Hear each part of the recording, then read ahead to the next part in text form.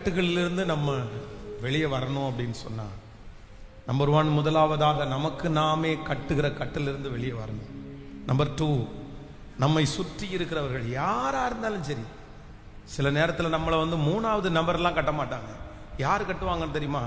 நம்முடைய அம்மாவே நம்மளை கட்டிடுவாங்க, நம்முடைய அப்பாவே நம்மளை கட்டிடுவாங்க. வேதம் சொல்லுது, யாக்கோபனுடைய மனைவி ராகேல் வந்து 2வது பிள்ளை பென்யமீனை பெத்தெடுக்கும் போது அவ துக்கத்தோடே அந்த பிள்ளையை பெத்தெடுக்கிறான். அப்படின்னா வழியில பிரயாணம் போகும்போது தான் பிரசவ வலி வருது. அவங்க பிரசவ வலி கொடுமையான வலியா இருக்கு, ரொம்ப கஷ்டப்படுறாங்க. உடனே அந்த பிள்ளைய வந்து இப்போ வந்து பிரசவ வலியில அந்த குழந்தை பெத்துட்டாங்க. குழந்தை வந்துச்சு. ஆனா அந்த குழந்தைக்கு என்ன பேர் வச்சாங்கன்னா பெனானி என்கிற பேரை வைக்கிறாங்க. பெனானி அப்படின்னு சொன்னா துக்கத்தின் மகன் அப்படின்னு அர்த்தம். அப்படின்னா ரொம்ப தோல்வி அப்படின்னு அர்த்தம். அந்த சூழ்நிலைக்கு ஏற்ற அப்படி வச்சுட்டாங்க. நீ பிறக்கும் போதே என்ன வேதனையோட பிறக்க வச்சு என்ன கொன்னுட்டப்பா நீ. சிலர் சொல்லுவாங்கல்ல, சில இடங்களில் பார்த்தீங்க அப்படின்னு சொன்னா சில பிள்ளைங்க மேல அவங்க அம்மா அப்பா ஒரு தீராத பழி ஒன்று வச்சிருவாங்க. நீ பிறந்ததுலேருந்து தான் எனக்கு பிஸ்னஸ் சரியில்லை, நீ பிறந்ததுலேருந்து தான் அந்த குடும்பம் இப்படி போச்சு, நீ பிறந்ததுலேருந்து தான் நான் ஜெயிலுக்கு போனேன், நீ பிறந்ததுலேருந்து தான் குடும்பம் உடஞ்சிருச்சு. சில பிள்ளைகளை சின்ன வயசுலேருந்தே இந்த மாதிரி பேரண்ட்ஸ் வந்து கட்டுவாங்க பாருங்க. அப்படி கட்டுவாங்க, கட்டி வச்சிருவாங்க.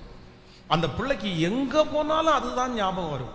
ஐயோ, நம்ம இப்படி தேவையில்லாம பிறந்த அம்மா அப்பாவை கஷ்டப்படுத்திட்டோம், தேவையில்லாம பிறந்து எல்லாருக்குமே நம்ம கெடுதல் உண்டு அப்படிலாம் நினைப்பாங்க. அந்த மாதிரி பெனானி என்று பேர் வச்சாங்க. ஆனா அவங்க அப்பா பேரை மாத்திட்டார், பென்யமீன் மாத்திட்டார். யாபேஸும் அப்படிதான். யாபேஸ் பிறக்கும் போது தன்னுடைய தாய் வந்து ஒரு கட்டு கட்டுறாங்க பாருங்க. என்ன கட்டுறாங்க அப்படின்னு சொன்னா, இவன் வந்து யாபேஸ் அப்படின்றதுக்கு என்ன அர்த்தம்? துக்கத்தின் மகன் அப்படின்னு அர்த்தம். இவன் துக்கத்தின் மகன். சூழ்நிலையை அந்த சூழ்நிலையில பார்த்தா அந்த அம்மா வந்து அந்த மாதிரி ஒரு கட்டு கட்டிட்டாங்க.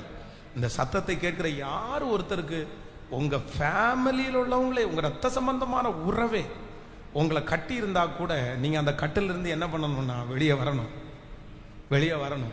எங்க அம்மாவே என்ன பார்த்து அந்த வார்த்தை சொல்லியிருந்தாலும், எங்க அப்பாவே அந்த பார்த்து என்ன வார்த்தை சொல்லியிருந்தாலும், என் அப்பாவை விட மேலான ஒரு அதிகாரம் படைத்த ஒரு அப்பா இருக்கிறார். எங்க அம்மாவுடைய வார்த்தையை மாற்றுகிற ஒரு தேவன் என்னோடு கூட இருக்கிறார். அவர்கள் கட்டின கட்டுகளை உடைக்கிறதுக்கு ஒரு தேவன் என்னோடு கூட இருக்கிறார். அவர்கள் என்னை குறித்து நினைத்திருக்கிற நினைவை விட பல மடங்கு என்னை ஆசீர்வதிக்கிறதுக்கு ஒரு கர்த்தர் என்னோடு கூட இருக்கிறார். அவர் எனக்காக செய்து முடிக்கிறதுக்கு வல்லவர். ஹல்லேலூயா.